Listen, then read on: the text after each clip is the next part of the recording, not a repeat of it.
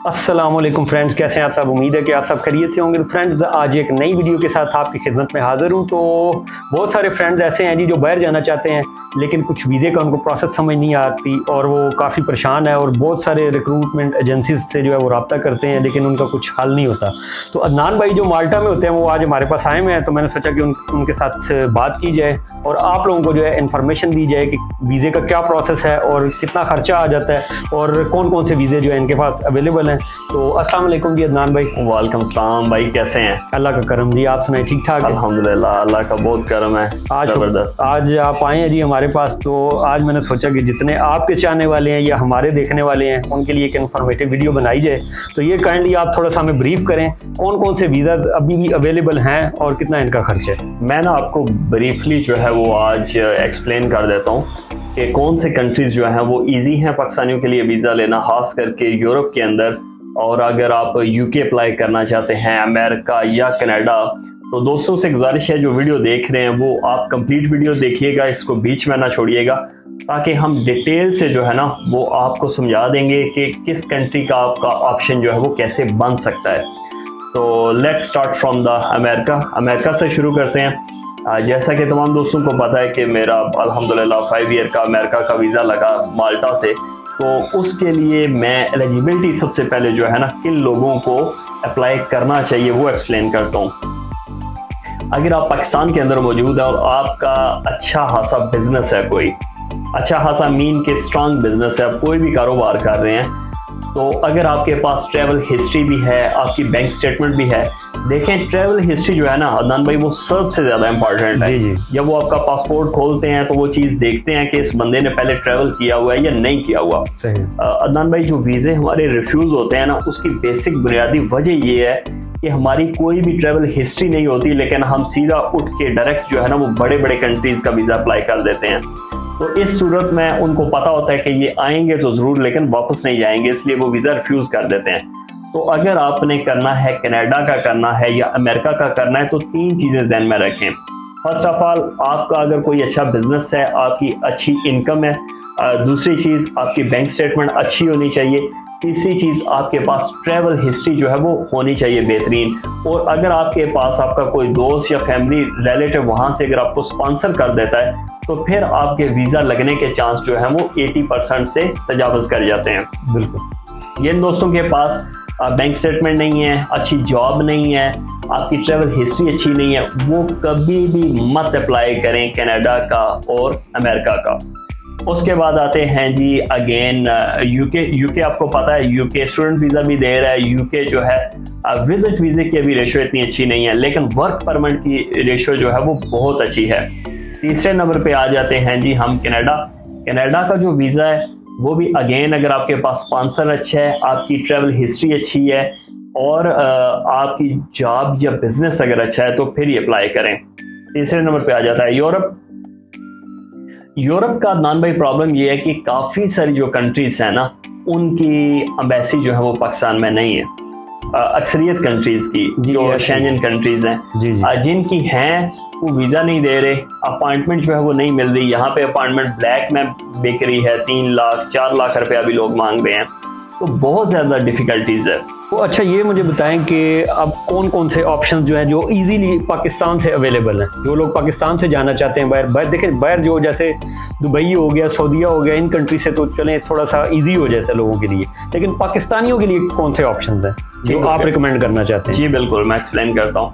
Again मैं उन दोस्तों को मतलब मैं ये रिकमेंड करूँगा कि देखें, हर चीज़ का जो है ना वो स्टेप बाय स्टेप होता है, मतलब डायरेक्ट कुछ भी नहीं होता। अब देखें, अगर आप मैट्रिक में जाते हैं, 10th क्लास में जाते हैं, तो उसके लिए आपको 1 2 3 4 स्टेप बाय स्टेप जाना पड़ेगा। तो मैं आपको अगेन यही रिकमेंड करूंगा, अगर आप यूरोप जाना चाहते हैं, अमेरिका, यूके, किसी भी अच्छे कंट्री में मूव होना चाहते हैं, आपके पास बड़ी इन्वेस्टमेंट नहीं है, तो सबसे पहले आप किसी अरब कंट्री जैसा कि कतर हो गया, दुबई हो गया, इन मुल्कों में शिफ्ट करें। वहाँ पे जाके कम से कम 6 महीने 7 महीने काम करें और उधर से आप जो है वो आगे मूव होके जाएं। पाकिस्तान के अंदर हमारे पास कौन से ऑप्शन है? पाकिस्तान में जितने भी यूरोपियन कंट्रीज हैं उनकी वीज़ा रेशो जो है वो बहुत ही बुरी चल रही है अभी, सवाए 3-4 मुल्कों के, जिनमें एक आता है आयरलैंड। अब देखें, आयरलैंड जो है ये शेंगन कंट्री भी नहीं है और ये पार्ट ऑफ यूके भी नहीं है। मतलब यूरोपीय यूनियन में ये जरूर आ रहा है जी, जी। लेकिन ना ये शेंजन है और ना ये यूके के अंदर है। आयरलैंड विजिट वीजा बहुत ज्यादा इशू कर रहा है और उसके लिए अगर आपके पास 20 से 25 लाख रुपए की बैंक स्टेटमेंट है और आपके पास कोई नौकरी या कुछ भी डॉक्यूमेंट है तो आप विजिट वीजा अप्लाई करें। इसकी जेन्युइनली जो फीस है एप्लीकेशन की वो पे करें और कंसल्टेंसी की इतनी ज़्यादा फीस नहीं होती, 50,000 से लेके 60,000 तक होती है। तो मेरे आइडिया के मुताबिक आयरलैंड का वीज़ा जो है आप वो 2.5 से 3 लाख रुपए में हासिल कर सकते हैं। ठीक हो गया। अगला सवाल अदनान भाई ये आता है कि अगर आपके पास आयरलैंड का वीज़ा आ गया है तो नेक्स्ट स्टेप क्या होगा, वहां पे जाके आप डॉक्यूमेंट कैसे ले सकते हैं। तो उसके लिए हमारे पास 3 रास्ते हैं। आप विजिट पे वहां पे जाते हैं, आप कोई जॉब सर्च करें, अगर आपको जॉब का कांटेक्ट मिलता है तो उस कांटेक्ट के बिहाफ पे आप विजिट को वर्क में कन्वर्ट कर सकते हैं। ठीक है। दूसरा ऑप्शन है आप वहां पे शादी कर सकते हैं, मैरिज किसी के साथ कर सकते हैं। और तीसरा ऑप्शन है आप वहां पे जाके सियासी पनाह जो है वो ले सकते हैं। तो इन 3 चीजों को आप अपना के आयरलैंड के अंदर अपने डॉक्यूमेंट ले सकते हैं। इसके अलावा रोमानिया का पाकिस्तान से हो रहा है लेकिन शेंजन एरिया में आने की वजह से रोमानिया का जो भी प्रोसेस टाइम है वो 10 से 11 महीने तक चला गया है। और इसके साथ आपकी इंग्लिश लैंग्वेज भी अच्छी होनी चाहिए क्योंकि इंटरव्यू में काफ़ी ज़्यादा उन्होंने वीज़े भी रोमानिया वालों ने रिफ्यूज़ किए हैं। उसकी वजह यह है जी कि वो शेंजन एरिया के अंदर आ गया है, तो शेंजन में आने की वजह से काफ़ी हार्ड हो गया उनका प्रोसेस। पोलैंड को हो सकता है पाकिस्तान से, और इसके अलावा स्पेन अगर आपका कोई रिलेटिव है आपको स्पॉन्सर कर सकता है या कोई अच्छी कंपनी आपको वर्क परमिट दे सकती है तो स्पेन का भी वर्क परमिट निकल आता है, लेकिन उसका खर्चा जो है वो तकरीबन 9 से 10,000 यूरो के बीच हो रहा है। इतना नॉन शेंजन कंट्रीज में हमारे पास एक ऑप्शन है अल्बानिया का। अच्छा अदनान भाई, एक बहुत सारे जो हमारे दोस्त हैं अक्सर वो मुझे मैसेजेस वगैरह भी करते हैं, वो पूछते हैं कि जो तो पढ़े लिखे हैं उनके लिए तो ऑप्शंस हैं, जैसे कि रोमानिया के आपने वो बता दिया इसकी डिटेल सारी कि उसके लिए क्या क्या चीज़ रिक्वायरमेंट है। अब बहुत सारे ऐसे हैं जो बेचारे मैट्रिक पास भी नहीं है लेकिन उनको शौक है कि वो यूरोप में जाकर वो काम करना चाहते हैं, तो उनके लिए अगर कोई ऑप्शन है तो वो काइंडली आप बिल्कुल इनको बता। उन दोस्तों के लिए बेस्ट अभी ऑप्शन है अल्बानिया। अल्बानिया देखें शेंजन एरिया में नहीं आता लेकिन यूरोप में आता है। ये ग्रीस यूनान के साथ नेबर में कंट्री है, छोटा सा। इसकी पॉपुलेशन जो है वो तकरीबन 60% मुस्लिम है, 40% क्रिश्चियन है। अभी वो बहुत ज़्यादा वर्क वीज़ा दे रहे हैं और कोई एम्बेसी नहीं आपने जाना, आपको ई वीज़ा जो है वो इशू हो रहा है। तो जो दोस्त पढ़े लिखे नहीं हैं, जिनको कोई रास्ता नज़र नहीं आ रहा, इंग्लिश का इंटरव्यू नहीं दे सकते, वो कोशिश करें कि अल्बानिया का जो है वो वीज़ा लेने की कोशिश करें। अल्बानिया आजकल वर्क परमिट दे रहा है, अमाउंट भी इतनी ज़्यादा नहीं है और टाइम प्रोसेस जो है वो भी तकरीबन 2 से 3 महीने में हो जाता है। अच्छा, दूसरा एक और सवाल है जी कि बहुत सारे लोग ऐसे हैं जो कहते हैं कि जैसे आप स्पेन का आपने बताया उनका खर्चा बहुत ज़्यादा है, रोमानिया का पहले कुछ कम था, अब उसका भी बहुत ज़्यादा हो गया है, तो अब कौन सा ऐसा कंट्री आप रिकमेंड करते हैं जिसमें मतलब ज़्यादा खर्चा ना हो, कुछ कम खर्चा उन कंट्रीज़ की निस्बत हो जाए और बंदा जो है वो यूरोप भी चला जाए? ठीक हो गया, मैं बता देता हूँ।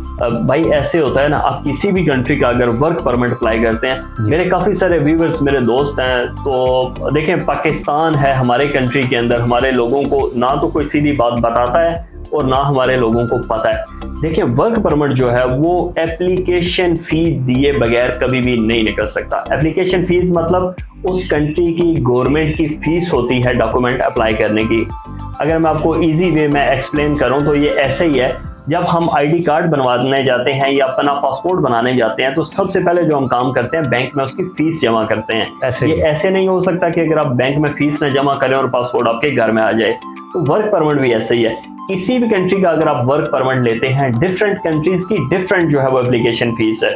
फॉर एग्जांपल बताता हूँ, माल्टा है उसकी 300 यूरो है, पोलैंड हो गया, रोमानिया हो गया, इनकी तकरीबन 2 से 250 यूरो है, और कुछ जो मुल्क हैं उनकी इससे भी ज़्यादा है। तो आप अपने माइंड में रखें 200 यूरो से लेके 500 यूरो आपको एडवांस जो है वो एप्लीकेशन फ़ी की मद में देने पड़ेंगे।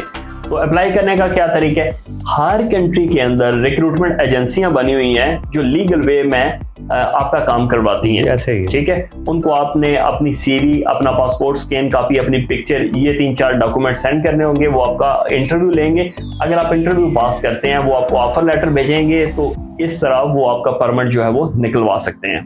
ठीक हो गया।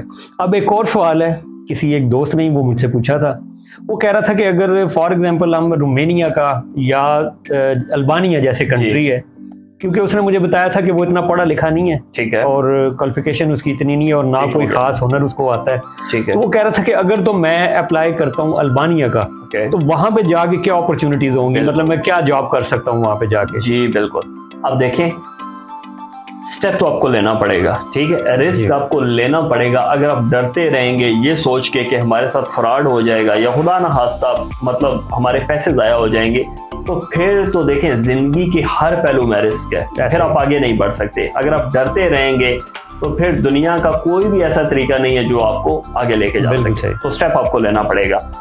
अल्बानिया जो है, अगर आप अल्बानिया का वर्क परमिट लेके अल्बानिया में जाते हैं, वहां पे आपको TRC जो उनका कार्ड होता है अल्बानिया का, टेम्परेरी रेजिडेंस परमिट, वो मिल जाता है। उसके बिहाफ पे आप वहां पे लीगल है। अल्बानिया के अंदर आप किसी भी नेक्स्ट जो यूरोपियन कंट्री है शेंजन, आप उसका वर्क परमिट वीजा लेके अल्बानिया से आगे मूव हो सकते हैं। देखें वहां से बहुत ज़्यादा चांस बन जाते हैं, क्योंकि पाकिस्तान के अंदर अगेन काफ़ी सारे मुल्कों की एम्बेसियां नहीं है, जिनकी हैं वहाँ पे रश इतना ज़्यादा है, अपॉइंटमेंट इतनी महंगी है कि वो छाननी वाला हिसाब है कि मतलब अगर 1000 बंदा अप्लाई कर रहा है तो सिर्फ 2 बंदों को वीज़ा मिल रहा है।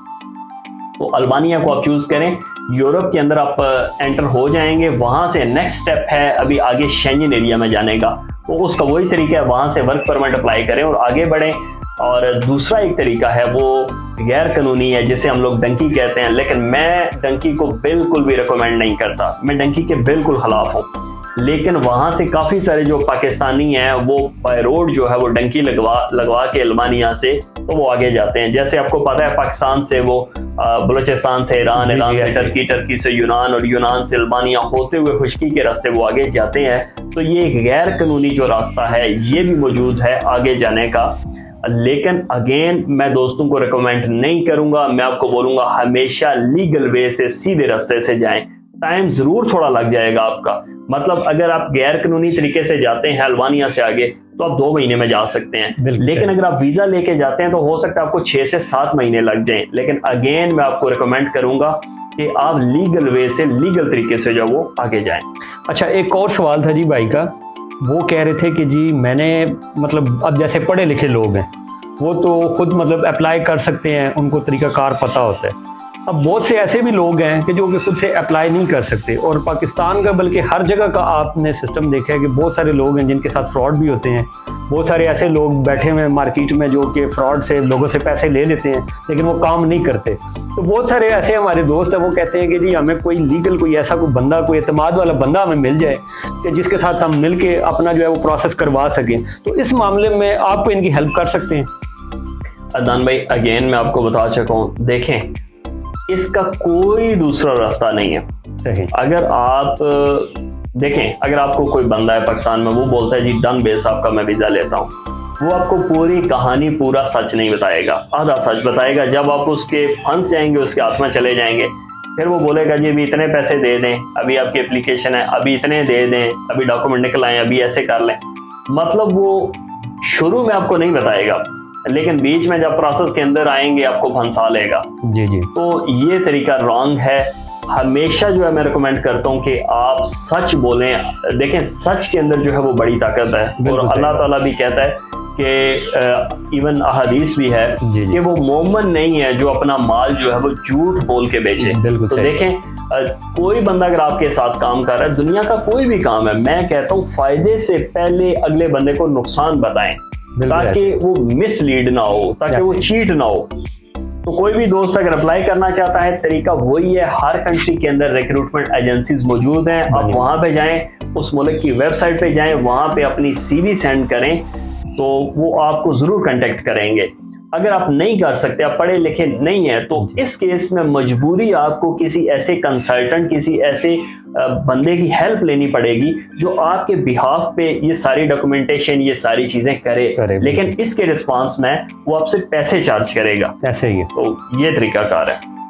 चलें, ये थे आज के जी हमारे सवाल, और मैं अदनान भाई से यही रिक्वेस्ट करूंगा कि अगर आपसे भी कोई राब्ता बंदा करता है, क्योंकि इनका भी चैनल है, मैं इनका लिंक वगैरह दे दूंगा सारा कुछ, कि जो इनसे हेल्प लेना चाहे गाइड ये करेंगे उसको, जिस तरीके से भी जिस कंट्री का भी करना चाहें। तो आई होप सो कि आपको ये वीडियो पसंद आई होगी और उम्मीद है कि आपको ये सारे सवालों के जवाब मिल गए होंगे।